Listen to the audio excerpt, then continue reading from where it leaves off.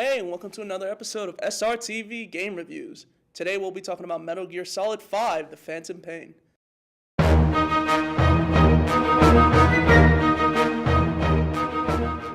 Now, I know you were thinking it'd be Tanner or Ted, but sorry, it's me, Mark. But I'll keep you entertained. While this game has been out for a while and many have played it, few have actually played all of its content. From online battles to forward operating bases, to mind-blowing missions and side missions. To be fair, spoiler alert. All that's out of the way, let's look at the cast. Directors are Hideo Kojima and Jun Tago. Writing credits go to Hiren Lumur, Hideo Kojima, and Shuyo Murata. The cast is Kiefer Sutherland voicing Big Boss, Robin A.K. Downs voicing Kazut Miller, Troy Baker voicing Ocelot, Stephanie Jost voicing Quiet, Christopher Randolph voicing Huey Emmerich, Times Winter voicing Hero, James Huron voicing Skullface, Tara Strong voicing Paz, Donna Burke as your iDroid, and Laura Ann as your weird AI pod. As well as Vanessa Marshall Strangelove. Okay, now that all the boring stuff out of the way. The big thing a lot of serious Metal Gear fans will notice, and maybe some of you out there, I don't know how often you play Metal Gear, but hey, is David Hayter is not voicing Snake. Previously, he had voiced Snake in all other games up to this, but he's actually replaced by Kiefer Sutherland, an amazing actor who just nails the role. And I don't know what it is, but he makes Snake's revenge just feel so much heartfelt. Now, this comes for two reasons. Kojima said he wanted a deeper, rougher voice for Snake, someone who can match Snake's age in-game, which was about late 40s. And at the same time, with the new facial capture software, they wanted an actor to really act, make Snake a living character. Because as gamers know, who doesn't want to be Snake? That's freaking awesome. Now, let me tell you, good people of St. Rose, I've never wanted to play as Snake so much. Sutherland just makes him awesome. He gives him just a little bit more hatred, just a little bit more age, but he also gives them this believability and humanity.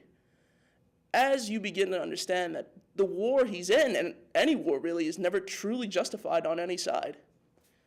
The game passes through many of the dark truths of war, going from torture to human experimenting to things I will not spoil because go and play the game. The game actually makes you question if Snake's revenge is worth all the bloodshed. And as you will see quite a lot of bloodshed, there are some cutscenes, but mainly we both know that you're just going to be shooting a lot of people. So if you choose to see the beauty of this game, which is really stealth, but unlike before where you mainly had to rely on stealth, you also get to take a turn in combat. By being an open world game, it lets the player choose how to handle situations. You can armor up, charge in, guns blazing, calling support such as bombardments on towns and villages, or sneak through, taking care of your objective without anyone ever knowing you were there. And while that is hard, veteran players will get a load of fun out of this one. Now, with all the guns and equipment for the player to develop, and all the other things you get to play around with, you'll never get bored with the amount of things to do.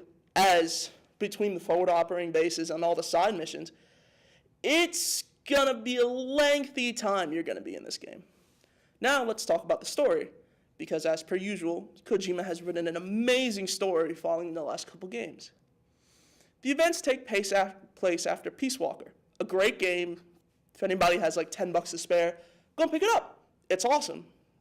This story follows after the boss was betrayed by his militia, Soldiers Without Borders, and it was wiped out by a fake review board sent by a character you will meet in the game, Zero. After they escape the massacre of his base, they realize Paz, former ally, has a bomb on board their helicopter. It's inside her stomach, and with little time, they just throw her out the chopper. However, it's a second too late, as the bomb goes off and the boss slips into a coma. When you, the player, awakes, you find yourself in a hospital that is getting raided. And Ooh, the rest I gotta leave it to you. Go and play it. It's a breathtaking story. Now, it takes you to a whole bunch of different places in the world, and as well as Africa. I will not be telling you what's in Africa because that's fun in the game too, but you get to meet a very interesting character there. But let's continue. I'm going to be talking about the multiplayer.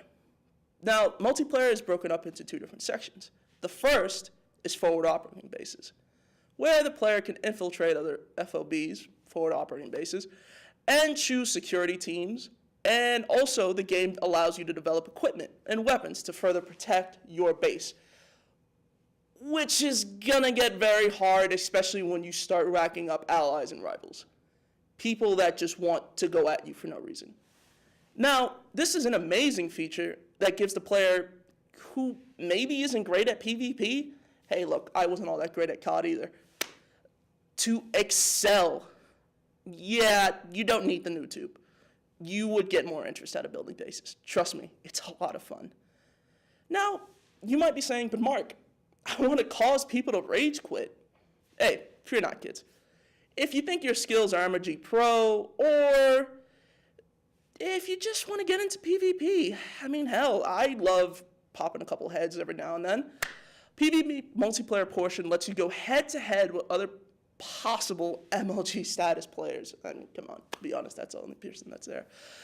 It's broken down into a great class system, which lets the player choose between marksman, stealth, and a class designed for all-out combat.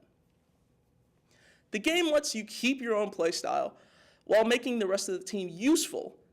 Well, boys and girls, ladies and lads, that's all I have for you today on SRTV Game Reviews. But hey, keep up with us, and we'll have some new reviews very soon. So, see ya. No, seriously, go. I'm done here. I got games to play. Get out.